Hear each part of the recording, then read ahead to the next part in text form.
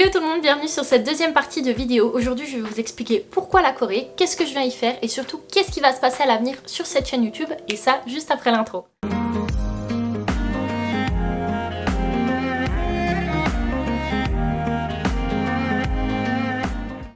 Bon, très bien, vous devez vous dire mais bon c'est bien tout ça, c'est bien ces vidéos, mais qu'est-ce que tu vas faire en Corée et pourquoi t'es venu jusqu'en Corée? Pourquoi avoir déposé mes valises dans ce pays-là précisément? Pour ça, il faut remonter avec moi en 2015.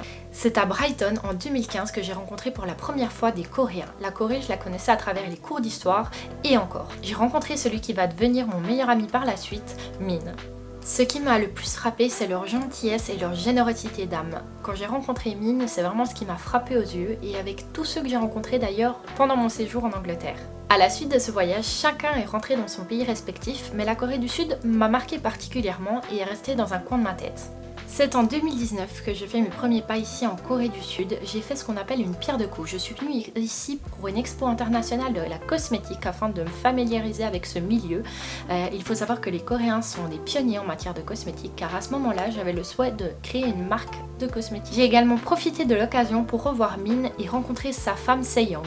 Mais tout ça, ça ne vous dit toujours pas pourquoi j'ai décidé de laisser mes valises en Corée du Sud. Il faut savoir que c'était mon premier voyage aussi loin et seul. Ça va vous paraître dingue, mais c'était un soir, en me baladant seule dans un quartier que j'aime beaucoup, qui s'appelle Iksan-dong, que j'ai eu cette révélation, ce déclic pour la Corée du Sud. J'avais pas d'explication rationnelle à ce moment-là, je n'en ai toujours pas d'ailleurs, pour vous expliquer cet amour, cette chose qui m'a traversée, qui m'a dit mais waouh Léa, il y a quelque chose pour toi ici. C'était comme si je m'étais un peu encoublée sur quelque chose. Ça fait un peu cliché de vous le dire comme ça, mais il y avait cette brise du soir d'automne, il y avait cette musique, ces gens qui se baladaient, qui se tenaient la main. Ça fait vraiment cliché dit comme ça, mais c'est vraiment ce qui s'est passé. C'est pas une rencontre qui m'a poussée à avoir ce déclic, mais c'est vraiment seul, ça m'est tombé à un moment où je m'y attendais pas. Vous pensez bien, je me suis pas tout de suite emballée, je me suis dit bon Léa, c'est passager, tu vas voir ça va partir quand tu vas rentrer en Suisse, ce sera un pays que t'affectionneras comme plein quand on voyage, où on se dit qu'on retournerait bien en vacances, mais pas en tout cas pour déposer nos valises définitivement, ou en tout cas pour du long terme. Et vous vous en douterez bien, c'est pas passé du tout, au contraire. Il faut savoir que à ce moment-là, j'avais toujours pas décidé de déposer mes valises ici, en tout cas pas pour du long terme. Volkan Ozdemir, un de mes amis et combattant de l'UFC, une organisation mondiale de MMA, la plus grande, s'envolait pour la Corée du Sud aussi en décembre 2019 pour combattre à Busan. J'ai donc décidé de suivre l'aventure et de me joindre à eux. Il y avait également mon coach Nelson Carvalho qui tient la Fight Move Academy à Neuchâtel, là où je m'entraîne pour le Jiu-Jitsu et le CrossFit, enfin où je m'entraînais. Et là je fais plusieurs paires de coups. Je vois mon ami Volkan combattre, on fête l'anniversaire à Sejong et en plus de ça, je réitère mon expérience en Corée du Sud. À la suite de ce magnifique week-end, je retourne sur Séoul et j'y passe encore 3 semaines. Là, je vais pouvoir fêter Nouvel An en Corée du Sud avec Sejong et Min et ainsi que leur famille.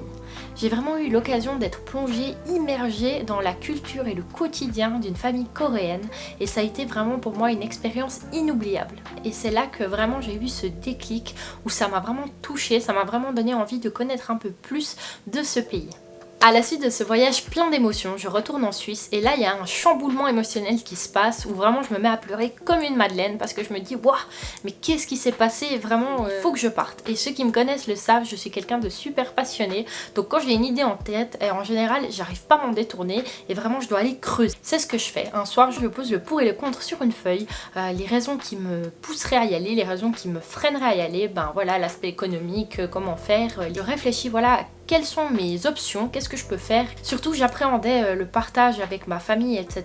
par rapport à cette décision parce que j'avais pas vraiment d'explication rationnelle pour expliquer ce désir, cette motivation pour partir en Corée du Sud. Et voilà vient le moment de partager cette nouvelle avec ma famille et mes amis. Je savais pas comment aborder la chose et puis comment les rassurer aussi par rapport à ce voyage, que voilà j'avais pas craqué mais que vraiment c'était quelque chose qui me tenait vraiment à cœur et que j'avais envie d'explorer et de creuser voilà au niveau de ce ressenti que j'avais par rapport à la Corée du Sud. Et donc je commence à me renseigner, j'avais pas décidé de partir le mois suivant, hein. J'avais envie de poser calmement, réfléchir à où je voulais aller, qu'est-ce que j'allais faire, le budget, économiser, etc.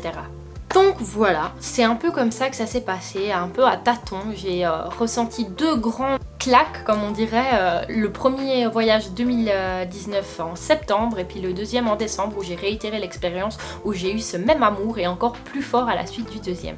Non mais très bien Léa, mais tu vas faire quoi pendant un an ici en Corée du Sud? Très bonne question. Je viens apprendre le coréen à l'université de Iwa, qui est une université près de Sinchon, un quartier au centre de Séoul, où je vais étudier la langue coréenne. Ce sera ma principale activité, sachant que mon visa D4 ne me permet pas de travailler. Et je vais vraiment me plonger dans cette langue, dans la culture, et m'immerger et vivre des expériences que je l'espère inoubliables, et le partager bien sûr avec vous. À l'avenir, qu'est-ce qui va se passer sur cette chaîne? Je vais vous dire un peu comment cette chaîne va évoluer. C'est-à-dire qu'au niveau de la langue, ça va suivre son cours également. La langue va aussi évoluer car je suis ici pour apprendre le coréen. Donc à l'avenir, je vous proposerai aussi du contenu en coréen qui sera bien sûr sous-titré. J'aurai également des vidéos sûrement en anglais car j'ai de la famille, des amis un peu partout dans le monde et aussi on vit dans un pays en Suisse où on a 4 langues nationales, donc pour toucher un peu plus de monde et en faire profiter à plus de nombre, l'anglais sera de mise. Vous inquiétez pas, il y aura toujours des sous-titres en français. Je vais vous présenter du contenu concernant la culture, l'histoire de la Corée, surtout la nourriture, parce que ceux qui me connaissent le savent, je suis une grande amoureuse de la nourriture, partager des repas avec mes amis autour d'une table, cuisiner pour eux et aussi découvrir la nourriture d'un autre pays, c'est quelque chose qui me fascine et je trouve que c'est un bon moyen de voyager. Il y aura également des vlogs, du contenu par rapport aux démarches administratives, par rapport à mon inscription à Iwa, tout ce qui concerne vraiment cette aventure. Je vais également partager des interviews avec mes amis coréens. Il y aura vraiment plein de contenu, vous plongez, vous immergez un maximum dans cette aventure avec moi. C'est tout ce que vous retrouverez ici et c'est la raison pour laquelle vous devez vous abonner si vous voulez suivre l'aventure.